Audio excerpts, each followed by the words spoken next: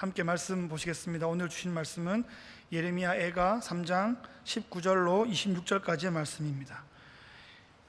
구약성경 1146페이지 예레미야 애가 3장 19절로 26절까지 말씀을 교독하겠습니다. 내 고초와 재난 곧 쑥과 담즙을 기억하소서. 내 마음이 그것을 기억하고 내가 낙심이 되오나 이것을 내가 내 마음에 담아 두었더니 그것이 오히려 나의 소망이 되었사옴은 여호와의 인자와 긍휼이 무궁하심으로 우리가 진멸되지 아니함이니이다. 이것들이 아침마다 새로우니 주의 성실하심이 크시도소이다. 내 심령에 이르기를 여호와는 나의 기업이시니 그러므로 내가 그를 바라리라 하도다. 기다리는 자들에게나 구하는 영혼들에게 여호와는 선하시도다. 사람이 여호와의 구원을 바라고 잠잠히 기다림이 좋도다. 아멘. 여러분, 예레미야에 대해서 아십니까? 예레미야 안다고도 하실 수 있겠고요, 또 딱히 안다고 하기에는 좀 그렇기도 할 것 같습니다. 여러분, 예레미야가 언제쯤 사람인 줄 아세요? 조선시대일까요? 고려시대일까요? 삼국시대일까요? 연표로 보면 고조선시대쯤 됩니다. 사실 우리나라 고조선의 역사는 거의 모르는데 이스라엘 역사를 이렇게 열심히 공부하는 이유가 뭘까요? 그 이스라엘 역사 안에 하나님의 마음이 담겨 있고 구원의 길이 담겨 있기 때문입니다. 구약 성경은 단순히 이스라엘의 역사책이 아닙니다. 우리의 구원의 길이 담겨 있는 하나님의 계시가 거기에 있습니다. 우리는 구약의 역사를 통해서 하나님의 마음을 발견하고 복음의 길을 발견해 나가야 합니다. 구약 역사의 물줄기가 예수 그리스도를 향하여 있고 예수 그리스도를 통하여 이제 에덴의 회복으로 새하늘 새 땅으로 그 물줄기가 흘러가고 있음을 우리가 함께 확인해 나가야 하는 거죠. 예레미야가 살았던 시대는 위기의 시대였습니다.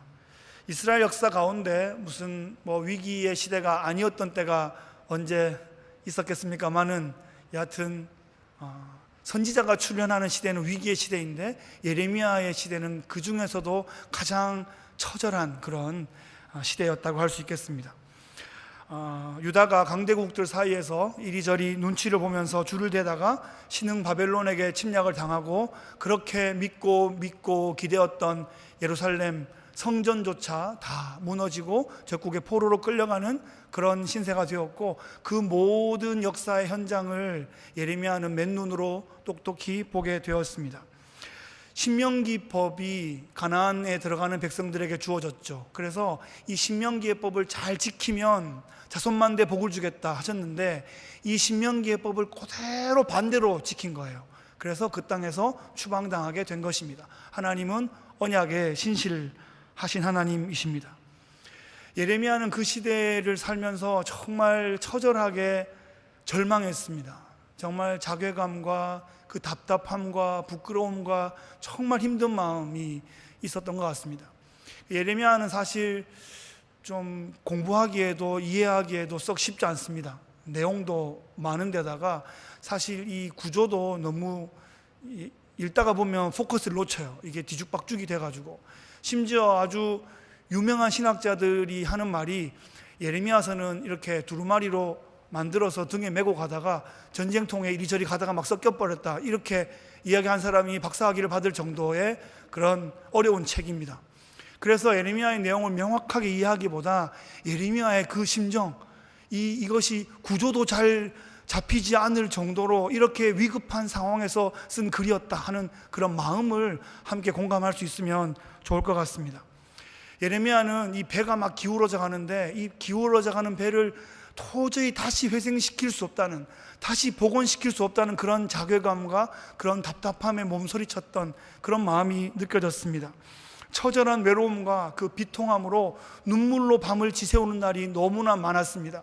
그래서 예레미야의 별명이 눈물의 선지자이죠. 눈물이 주야로 음식이 되었습니다. 얼마나 많이 울었던지 눈물 때문에 눈이 짓물러서 시력을 거의 상실할 정도가 되었다라고 성경이 기록하고 있습니다. 우리 시대는 어떻습니까? 우리 조국의 형편은 어떻습니까? 100여 년 전 4대 열강에 둘러싸여져서 정말 호시탐탐 우리나라를 한반도를 먹으려고 그렇게 했던 그런 시절이 있었는데 요즘도 그런 위협들이 좀 느껴지는 것 같습니다.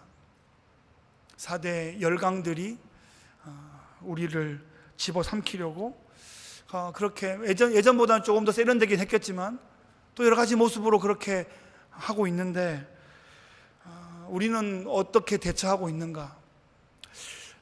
이스라엘도 북이스라엘이 있었고 남유다가 있었는데 우리 한반도를 봐도 이제 북한이 있고 이제 우리 대한민국이 있어요.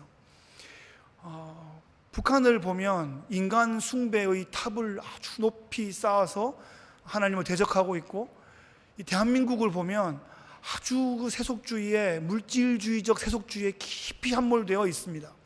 북한만 어려운 게 아니라 남한도, 대한민국도 꽤 어려운, 영적으로 보면 어려운 지경에 놓여 있습니다. 미주 이민교회 공동체도 번영주의, 성공주의 그런 물결에 아주 깊이 휘몰아침을 당하고 있습니다. 위기를 위기로 인식하지 못하는 그런 영적 무기력증에 빠져 있다, 이렇게 우리가 진단할 수 있겠습니다. 여러분, 통증 있으십니까? 제가 미국에 와서 통증 병원이 참 많다는 것을 알게 되었어요. 통증이 참 많은 시대를 우리가 살고 있구나, 이런 생각인데, 통증이 있으면 불편하죠. 통증을 없애려고 애를 많이 쓰는데 통증이 없어지면 좋을까요? 통증이 사라지면 어떨까요, 여러분? 정말 위험해집니다. 통증이 없다면. 이렇게 고개를 이렇게 쭉 돌려보니까 오늘 유난히 간호원 집사님들이 많이 눈에 띄는데 통증을 없애주는데 많이 도움을 주시는 고마운 분들입니다. 그런데 통증이 정말 우리 몸에 사라진다면 좋을까요? 아플 때는 아파야 돼요. 아픈 거가 센서가 돌아와서 노란불이 켜졌는데 그것을 계속 끄기만 하면 어떻게 될까요? 결국 빨간불이 들어와서 터질 때까지 모르는 거예요. 죽을 때까지 모르는 거예요. 그러다가 그냥 파멸해버리고 마는 것입니다. 그래서 통증이 오면, 그것이 센서가 불이 들어오면, 그것이 위험한 줄 알면, 차에 운전하다 노란불이 들어오면 그때 빨리 확인하고 회복하는 그런 작업들이 필요하겠죠.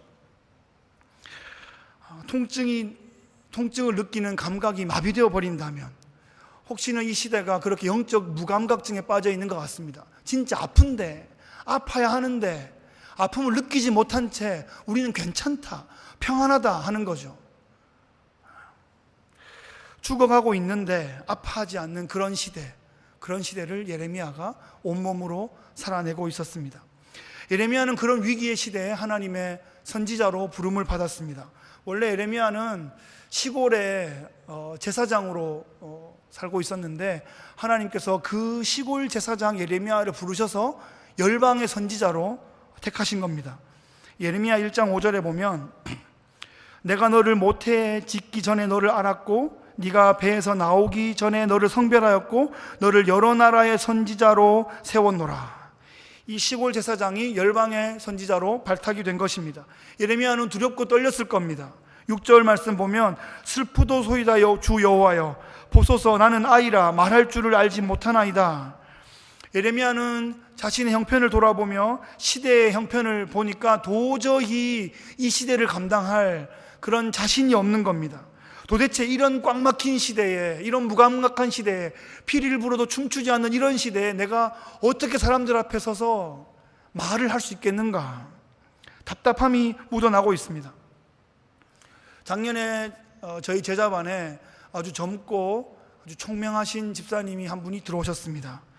아주 총명하신데 아주 진실하고 열정까지 있었어요. 그래서 우리는 모두는 우리 교회의 기둥이다, 차기 순장감으로 손색이 없다, 그렇게 우리 모두 함께 기뻐하고 있었는데 정작 본인은 교회에 오면 너무 마음이 무겁대요.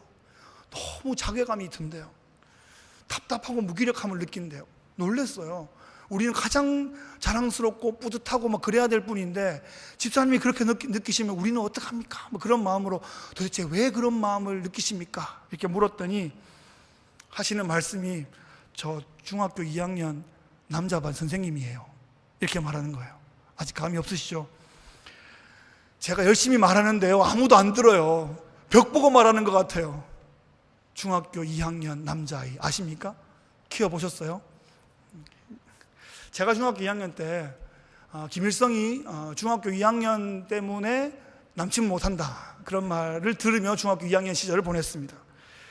어디로 튈지 모르고 도무지 무슨 생각을 하는지 도대체 알 수 없는 그 중2병이라고도 이름에 있대요. 병명에 중2병이라고 있다고 합니다. 중학교 2학년 남자반 선생님, 그럴 수도 있겠다, 그런 생각이 들었어요. 이 젊은 예레미야 선지자는 답답한 이 유다 백성들 앞에서 이 도대체 무슨 말을 어떻게 할지 정말 자괴감이 느껴진다는 거예요. 중학교 2학년만 다 모아놓은 것 같은, 아세요? 그런 느낌? 하나님께서 이렇게 말씀하세요. 9절 말씀에 여호와께서 그의 손을 내밀어 내 입에 대시며 여호와께서 내게 이르시되 보라, 내가 내 말을 너의 입에 두었노라. 하나님께서 할 말을 주시겠대요. 예레미야가 무슨 말을 만들어서 꺼내는 것이 아니라 하나님께서 말을 주시겠다, 이렇게 말씀하십니다. 그 말씀을 대언하면 되는 거예요. 메신저가 되면 되는 것입니다. 예레미야는 그래서 어떤 사람이 되었나요? 하나님이 그 입에 말을 주었기 때문에 역사상 전무후무한 그런 설교자가 된 것이 아니라 오히려 역사상 가장 눈물이 많은 사람이 되고 말았습니다. 시력을 손상할 만큼 많은 눈물을 흘리게 되는 그런 사람, 그것이 예레미야의 부르심이었습니다. 화려한 스피치가 아니라 하나님의 마음을 공감하고 이 시대 영혼들의 마음을 공감하는, 그래서 하나님과 백성 사이를 붙잡고 우는 사람, 그 사이에 그 자신의 눈물이 흘러 강을 이루며 하나님과 백성을 이어주는 그런 역할을 예레미야가 감당했던 것입니다. 예레미야의 부르심은 화려한 그런 존경받는 스피커로서의 부르심이 아니라 그 혼돈스러운 시대를 끌어안고 온몸으로 아주 몸부림치며 고통받는 그런 부르심으로 부름을 받은 것입니다.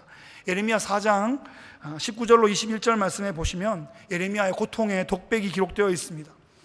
슬프고 아프다, 내 마음속이 아프고 내 마음이 답답하여 잠잠할 수 없으니 이는 나의 심령이 나팔소리와 전쟁의 경보를 들음이로다.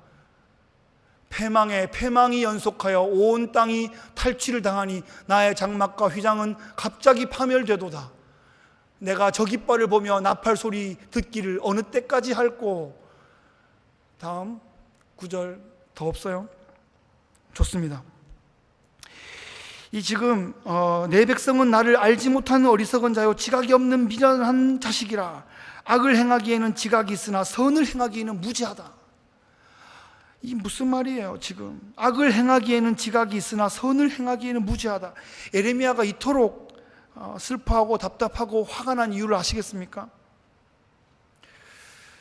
관심이 없으면 이렇게 아프지 않아요. 사랑하지 않으면 이렇게 아프지 않습니다. 사랑하기 때문에, 사랑하는데 못 알아들으니까 정말 이렇게 가슴 터지게 외치고 있는 것입니다. 애통할 만큼의, 창자가 끊어질 만큼의 그 아픔을 가지고 울며 기도할 수 있는 마음을 예레미야에게 부어주셨기 때문에 무지하며 방황하는 그 백성들을 품고 그렇게 눈이 짓무르게 울며 기도했던 것입니다. 오늘 본문 3장 19절 말씀에 내 고초와 재난 곧 쑥과 담즙을 기억하소서. 하나님께 아주 울부짖으며 기도하고 있습니다. 이 쑥과 담즙, 이것은 아주 쓴 것이라는 이미지를 보여주겠죠. 여러분이 기억하는 가장 쓴 것, 기억나십니까? 그 쓴 것 침납니까? 지금 가장 쓴 것에 우리 혀뿐 아니라 온몸이 담겨 있다고 생각해 보세요. 얼마나 고통스러울까요? 이게 하나님이 우리를 살리려고 그러는지 죽이려고 그러는지 막 헷갈릴 것 같아요. 하나님이 혹시 우리를 잊어버리신 거 아닌가 의심할 수도 있을 것 같습니다. 여러분, 초등학교 4학년 남자아이 키워보셨습니까? 초등학교 4학년 남자아이는 인생의 목적이 있습니다. 장난치는 거예요. 장난치기 위해 태어난 아이들, 초등학교 4학년 남자아이들인데요. 저도 그랬습니다. 제가 초등학교 4학년 때 있었던 일인데요. 한 학년에 한 반씩밖에 없고 전교생이 100명도 안 되는 아주 그 시골 학교를 제가 다녔습니다. 지금은 그 학교가 없어졌습니다. 그 학교에 이제 제가 대구에서 막 교대를 졸업하시고 첫 발령지로 오는 처녀 선생님이 저희 반을 맡게 되었어요. 선생님한테 잘 보이려 그랬는지 선생님하고 재밌게 놀고 싶어 그랬는지 온 4학년 남자애들이 다 장난을 치기 시작했습니다. 장난을 너무 치다가 선생님이 너무 화가 나셨어요. 그래서 모든 남자들이 다 나오라 그래서 엎드려 뻗쳐, 엎드려 뻗쳐를 했죠. 왼쪽 다리 들어. 들었어요. 그들이 교무실로 가신 거예요. 안 오시는 거예요. 그래서 우리가 장난은 정말 열심히 쳤지만 시골 아이들 너무 순진무구해가지고 선생님 오셔서 일어나라 그럴 때까지 아무도 안 일어나는 거예요. 그래서 피가 쏠려가지고 얼굴이 벌개지고 이게 땀이 떨어지고 막 눈물이 막 나가지고 이마로 해가지고 땅에 떨어지고 막 침을 흘리는 애도 있고 심지어 바지에 실내를 한 애도 있었어요. 온 액체가 다 이 바닥에 흥건하게 이렇게 돼 있는데 아무도 일어나지 않았어요. 1시간쯤 됐는데 선생님이 오셔가지고 어머 너희들 왜 이러고 있니? 막 이러면서 선생님이 우리를 잊으신 거예요. 교무실 가서 놀다가 우리를 잊으신 거예요. 그런데 하나님은 우리를 잊지 않으십니다. 그렇게 내버려 두지 않으세요. 하나님은 잊어버리시는 법이 없습니다. 아주 가끔씩은 엄마들도 쇼핑하다가 애들을 깜빡깜빡 놓치기도 하죠. 하물며 엄마도 그런데, 하지만 하나님은 자기 백성을 절대로 잊지 않으신다, 그렇게 말씀하십니다. 우리가 고통당하는 거 다 아십니다. 우리 아파하는 거 다 아시고요, 우리가 지금 어떤 기도 제목 가지고 처절하게 하나님 앞에 매달리고 있는지 다 아신다는 겁니다. 우리의 애통의 간구 소리를 다 들으십니다. 자신의 피로 값주고 사신 당신의 자녀들이기 때문에 하나님의 창자가 끊어지는 것처럼 그렇게 우리를 향하여 애통하시는 거죠. 선지자가 품은 것은 하나님의 그 애통하는 마음을 공감하는 그 마음을 받은 거예요. 어떤 말을 이렇게 받아가지고 말을 전해주는 게 아니라 하나님의 그 창자가 끊어지는 것 같은 아픔을 공감하게 된 것이에요. 가청 주파수 밖으로는 안 들리는데 그 선지자는 하나님의 그 마음의 소리를 막 듣는 거예요. 미치는 거죠. 가시광선 밖으로는 안 보이는데 그 하나님의 그 시선에 눈이 막 마주치는 거예요. 그러니까 막 가슴이 막 터지게 되는, 그것이 예레미야가 그 시대에서 감당한 것입니다. 우리도 정말 우리의 자녀들 멋지게 잘 자라기를 바라지 않습니까? 그래서 때로는 훈련 가운데 두기도 합니다. 그래서 실수하고 깨지고 돌아올 때 그때 가르쳐 주려고 때로 자주 실패하죠. 그 먼저 막 해주는 게 우리의 모습인데, 하나님은 쑥과 담즙을 때로는 경험하게 하시는 겁니다. 그것이 때로는 강력한 연단이 되어서 아주 멋진 그릇으로, 아주 정말 쓰기 좋은 그런 도구로 만들어지는 그런 계기가 되는 겁니다. 칼을 갈지 않으면 사용할 수가 없습니다. 옛날에 칼 가는 사람들이 이제 이렇게 칼 갈아요 그러면서 동네에 다녔던 기억도 나요. 칼도 갈아주시고, 그리고 그릇도 이렇게 박박 잘 씻지 않으면, 옛날에는 이렇게 철솔로 막 씻지 않으면 도저히 다시 더 쓸 수 없는 거죠. 그러니까 철솔로 문지르면 아프고 칼로 그 줄로 갈면은 아프지만 그걸 하지 않으면 쓸 수가 없게 되는 것입니다. 지옥 훈련이라 이름 붙은 고강도의 훈련을 받을 때가 있습니다. 빨간 명찰을 다는 마지막 관문, 완전 군장을 하고 천자봉에 올라가야 되는 그 마지막 관문을 치르면서 우리를 설마 교관들이 우리를 죽이려고 하나? 이런 고민을 한 번씩 할 때가 있어요. 그런 고민을 한 번씩은 하는 것 같아요. 진짜 이러다 정말 죽을 건가? 이런 생각을 하는데 보면 앰뷸런스가 계속 따라와. 앰뷸런스가 계속 따라오고, 우리가 산에 올라갈 때도 의무병 2명씩 계속 따라와. 뭐 무거운 거 치고 계속 따라와. 살리려고. 다 우리를 다 살려가지고 정말 존귀한 하나님의 사람들로, 존귀한 이 나라의 장교들로 세우려고 그렇게 애쓰는 모습을 보았습니다. 그 본심을 알아야 돼요. 살리려고 하는 거예요. 죽이려는 게 아니에요. 하나님 반대편에 있으면 언젠가는 심판을 받겠지만 하나님 편에 있어도 계속 연단을 받아요. 하나님이 모르고 내버려 두는 것이 훨씬 더 위험한 거예요. 그죠? 연단이 있는 것은 우리를 아끼시고 살리시고 사용하시기 위해서 그런 것입니다. 그래서 잠시의 실수는 있어도, 일시적인 실패는 있어도 궁극적으로 나의 영혼이 하나님 앞에 구원받게 되는 것입니다. 하나님은 반드시 우리를 살리십니다. 우리를 잊지 않으세요. 오늘 오히려라는 단어 때문에 제가 이 본문에 마음을 많이 두게 되었습니다. 고통을 많이 겪게 되면 마음이 많이 낙심이 되죠. 이제 끝인가? 이제 더 이상의 미래는 없는가? 그런 고민을 하게 되는데, 예레미야가 이 처절한 고통 가운데 엄청난 고민을 하다가, 하나님, 우리는 이제 여기까지인 것 같습니다. 그러면서 고개를 떨구고 있다가 깊은 묵상 가운데 이렇게 막 스물스물 올라오는 영감이 있는데 21절 말씀이에요. 이것을 내가 내 마음에 담아두었더니 그것이 오히려 나의 소망이 되었다. 이것을 내가 내 마음에 담아두었더니 그것이 오히려 나의 소망이 되었다. 반전이 일어나고 있습니다. 고통에는 변함이 없는데 이것을 내 마음에 담아두니까 오히려 이 상황이 소망이 되었다, 이렇게 말하고 있어요. 고통은 아픈 것이고 피하고 싶은 것인데 그 고통이 오히려 나의 소망이 되었다는 거예요. 왜 그럴까요? 반전의 포인트가 있는데 22절 말씀입니다. 여호와의 인자와 긍휼이 무궁하심으로 우리가 진멸되지 아니함이니이다. 고통은 여전한데 여호와의 인자와 긍휼이 무궁하시기 때문에 지금 우리가 겪고 있는 고통은 오히려 소망이다, 이 말이에요. 여호와의 인자와 긍휼이 무궁하시지 않으면 이 고통은 우리에게 절망이 될 수 있는데 여호와의 인자와 긍휼이 무궁하시기 때문에 반전이 일어나는 거예요. 오히려 이 고통의, 이 고난의 순간이 오히려 우리에게 소망이다. 우리를 살리시려는 하나님의 애정이 있으시구나, 하나님의 우리를 다시 회복시키시는 열정이 있으시구나 라고 우리가 깨달을 수 있게 되는 것입니다. 우상을 숭배하며 하나님을 반역하는 유다 백성들을 진멸하지 않으시고 그루터기를 남겨두시고 그들을 통하여 새로운 회복의 무대를 만들어 주시는 겁니다.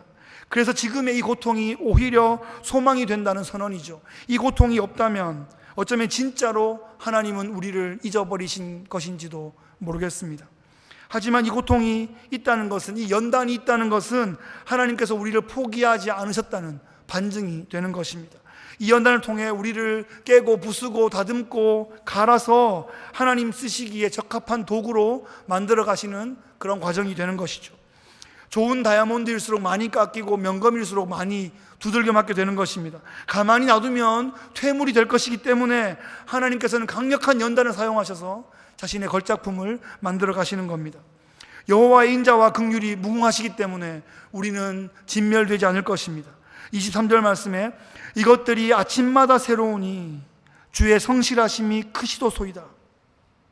주의 인자와 긍휼이 한두 번 찔끔찔끔 주고 마는 것이 아니라 아침마다 새롭게, 또 새롭게 우리에게 주어진다는 것입니다.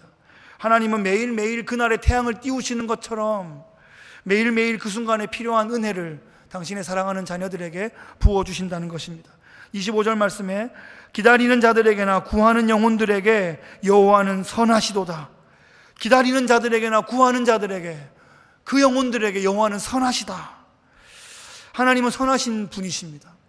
그것이 우리의 믿음의 가장 밑바닥에 있어야 돼요. 하나님은 선하신 분이시다. 우리를 회복시키시는 분이시다. 우리가 잘되기 원하시는 우리 아버지시다. 그렇게 고백하는 것입니다.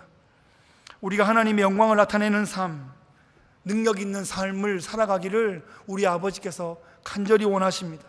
이러한 불의한 시대를 살아가면서, 이런 한 치 앞도 알 수 없는 이런 불안한 정세 속을 우리가 살아가면서 우리가 더 이상 낙심하지 않고 우리가 소망을 고백할 수 있는 것은 여호와의 인자와 긍휼하심이 무궁하시고 아침마다 그것이 날마다 새롭기 때문에 그런 것입니다. 예레미야 시절에 그 거짓 선지자들처럼 평안하다 평안하다, 하나님이 우리에게 평안을 주신다, 2년만 기다려라 회복될 거다, 이런 거짓말을 하지 않는 것입니다. 오히려 이 고통을 통과할 때 하나님께서 우리 민족적인 회복을 주실 것이다 라고 우리에게 말해주고 있습니다.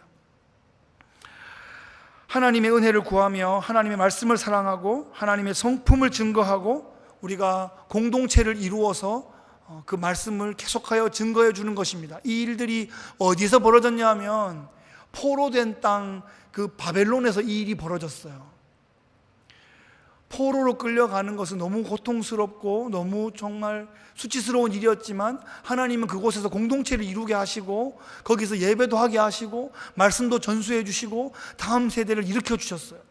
느헤미야도 일어나고 에스라도 일어나고 에스더도 일어나고 거기서 민족의 지도자들이 일어나서 그들과 함께 다시 한번 출 바벨론의 역사를, 출 애굽의 역사처럼 다시 한번 출 바벨론의 그 놀라운 역사를 일으킬 수 있는 하나님의 사람들을 만드는 과정이었다는 거죠. 그리고 예레미야의 편지에 70년이 지나면 회복되리라 말씀했잖아요. 거기에 비밀이 하나 있어요. 다니엘 1장에 보면 소년 다니엘인데 다니엘 6장에 보면 페르시아 제국 그 고레스 아래에 있는 다리우스, 거기에 총리가 된 다니엘의 모습이 나오거든요. 그 사이가 거의 70년이 되는 거죠. 제국이 바뀌었으니까. 그 기간 내내 예루살렘을 향하여 열린 창을 보고 기도하면서 다니엘이 어떤 마음을 품었을까요? 이것은 하나님의 계시다. 70년이 지나면 회복될 거다. 그리고 가만히 기다렸다기보다는 저는 다니엘이 할 수 있는 자신의 위치에서 일을 했다고 생각해요. 예레미야의 편지를 붙잡고 만날 수 있으면 고레스를 만나는 거예요. 다리우스를 만나는 거예요. 70년이 지나면 우리 민족을 회복시켜 주겠다는 신의 계시가 있었다. 우리가 할 수 있는 게 뭐냐? 뭐 이런 얘기를 하다가 그래서 고레스가 할 수 있는 그런 역할들을 또 해주는 거죠. 그래서 다니엘을 하나님께서 활용하셨다고 그렇게 믿습니다. 하나님은 이 위기의 시대에도 하나님의 사람들을 계속 세우시고 그들을 통하여 계속하여 새로운 반전의 역사를 일으키실 준비를 하고 있는 거예요. 이 시대가 여러 가지 혼란스럽고 어려운 일들이 있지만 하나님이 이 시대를 버리지 않았어요. 이 시대를 포기하지 않습니다. 이 밤에 모여온 기도의 용사들이 있거든요. 그래서 우리가 기도를 통해서 다시 한번 우리를 회복하고 우리 시대를 회복하고 다음 세대를 회복시켜줄 그런 반전의 그런 포인트맨들이 되도록 하나님께서 우리를 격려하고 계시는 겁니다. 선지자는 말만 잘하는 사람이 아닙니다. 하나님의 마음을 아는 사람입니다. 하나님의 마음을 품은 사람입니다.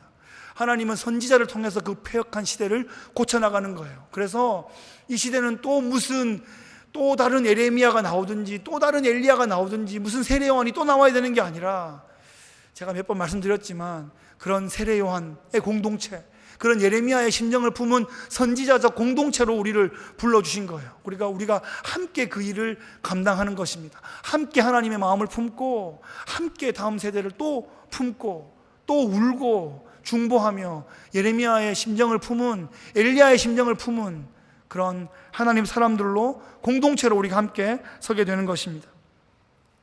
말씀을 맺겠습니다. 오늘 말씀의 제목은 오히려 나의 소망이 되었습니다 라는 예레미야의 고백을 그대로 담았습니다.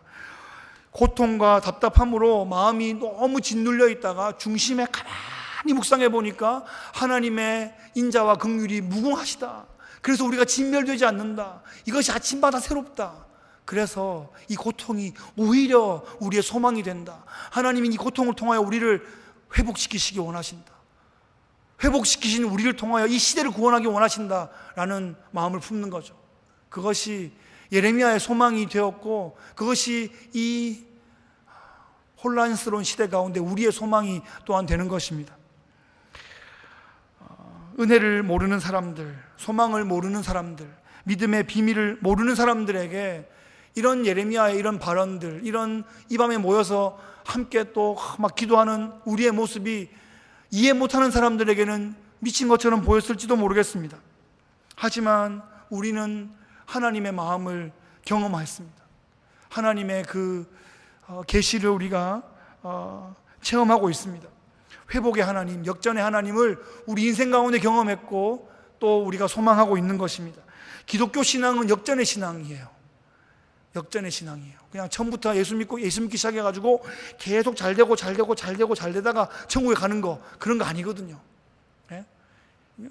기독교 신앙은 성경의 역사를 보아도 이것은 역전의, 회복의 그런 드라마인 것입니다. 그래서 성도의 삶은 역전의 드라마예요. 하나님은 역전을 좋아하십니다. 그래서 우리가 역전의 역사를 붙잡는 그런 믿음이 우리에게 필요합니다. 오늘 밤에 함께 기도할 때 나의 삶에 역전이 필요합니다. 우리 민족에게 지금 역전이 필요합니다. 그런 마음으로 우리가 함께 기도해 주면 좋겠습니다. 지금은 밀리고 있어 가망이 없어 보일지 모르겠지만 완전히 뒤집어지는 역사가 있을 것이다. 그것을 우리가 믿는 거예요. 그게 믿음입니다. 이것이 선지자의 영성입니다. 영성은 크게 보면 두 가지가 있어요. 도시적 영성이 있고 동산의 영성이 있습니다. 성경에 나오는 도시들은 다 폐역한 것이었는데 동산은 에덴 동산, 겟세마네 동산, 또 동산은 사실은 이미지는 좀 다를지 모르지만 또 광야와도 연결되어 있어요. 그래서 이렇게 하나님을 독대하여 만나는 그런 영성이 필요한 거죠. 도시는 화려하고 편리하고 좋아 보이는데 도시를 쫓아가면 하나님을 멀리하게 되고 자신의 탑을 쌓게 돼요. 근데 동산에 가면 하나님과 거닐게 되고 광야에 가면 하나님과 독대하게 되는 거예요. 그렇게 광야의 영성, 그런 동산의 영성을 가지고 이 시대를 다시 한번 이 도시적 영성의 이 시대를 반전을 우리가 함께 꾀하는 것입니다. 그런 면에서 우리는 예레미야 영성을 가진 그런 공동체가 되어야 합니다. 예레미야처럼 위기의 시대에 우리가 하나님의 마음을 품고 하나님의 성품을 품고 하나님의 역전의 시나리오를 함께 증가하면 좋겠습니다. 시대는 어렵습니다. 그런데 여러분, 언제도 어려웠습니다. 성경의 시대가 다 어려웠어요. 여러분, 구약이 편했을까요? 신약이 편했을까요? 어느 시대가 더 나았을까요? 초대교회 시대가 과연 나았을까요? 우리가 지금 성경을 보다 보면 신약 성경에 나오는 교회가 다 초대교회 아니에요. 만만치 않더라고요. 그러니까 특히 고린도 교회 같은데 바울이 그렇게 길게 편지를 쓰잖아요. 지금 우리가 교회에서 발견하고 있는 모든 문제가 그때 다 있었어요. 초대교회로 돌아가면 똑같아요. 해 아래에 있는 교회들은 다 똑같아요. 그래서 완전하신 주님, 회복시키실 새하늘 새 땅, 그것을 회복하면 우리가 소망 가운데 나가야 되지, 이 땅에 완전한 걸 찾게 되면 다 이제 가나안 성도들 많이 있는데 좀 다시 마음을 고쳐먹고 교회로 나오면 좋겠어요. 그분들을 제가 몇 분 만나봤거든요. 가나안 안나가 성도들 몇 번 만나봤는데 너무 완전한 교회를 꿈꿔. 너무 완벽한 목사를 생각해. 너무 완전한, 그냥 보기만 해도 막 벌어지는 그런 장로님을 생각해. 안 그래요. 다 연약함 가운데 하나님 붙잡고 은혜에 대롱대롱 매달려서 가는 거거든요. 그런데 완벽한 걸 꿈꾸는 것은 사탄의 전략입니다. 거기에 속으면 안 돼요. 우리가 꿈꿔야 되는 것은 하나님의 인자와 긍휼하심이 우리의 욕모양 욕골에도 불구하고 무궁하시다. 아주 그냥 아침마다 새롭다. 오늘 실패해서 내일 아침에 또 새로운 은혜를 주신다. 그거 가지고 또 나오는 거죠. 주일 아침에 나올 때마다 우리 장로님 기도에 함께 마음을 동참하며 일주일 동안 열심히 해보려고 그랬는데 또 죄를 지었습니다 할 때 아멘 하는 거예요. 아우, 죄인들 이러는 게 아니라 장로님 또 죄 지었나 봐 이러는 게 아니라 같이 애통하는 마음으로 또 회개하는 마음으로 또 나가는 거죠. 그것이 천국을 이 땅에서 훈련하는 백성들의 마땅한 바입니다. 그곳에 가면 완전할 거예요. 그런데 그곳에 가기 전까지는 연습하는 거예요. 훈련하는 거예요. 함께 서로 격려해 나가는 것입니다. 하나님이 아파하는 마음으로 이 시대의 영혼들을 품고 하나님과 시대를 소통하는 그런 예레미야의 그런 마음으로 함께 이 밤에 중보로 나가시는 귀한 기도의 용사 되시기를 주의 이름으로 축복합니다. 기도하겠습니다. 참 좋으신 하나님 아버지, 감사합니다. 지금도 예레미야를 부르고 계십니다. 우리가 그렇게 세상 가운데서 부름받은 예레미야의 공동체가 되어서 하나님의 아파하는 마음으로 영혼들을 품으며 중보의 눈물을 흘리며 하나님과 백성들을 이어주는 그런 예레미야의 공동체 되도록 우리를 이끌어 주옵소서. 이 밤도 기도하며 하나님의 마음에 나아갑니다. 기도하며 백성들의 마음 가운데로 나아갑니다. 하나님, 상하고 통해하는 심령을 주님께서 위로하여 주시고 기도로 나아가는 우리 모두들에게 성령으로 회복의 귀한 은혜 허락하여 주옵소서. 예수님의 이름으로 기도합니다. 아멘.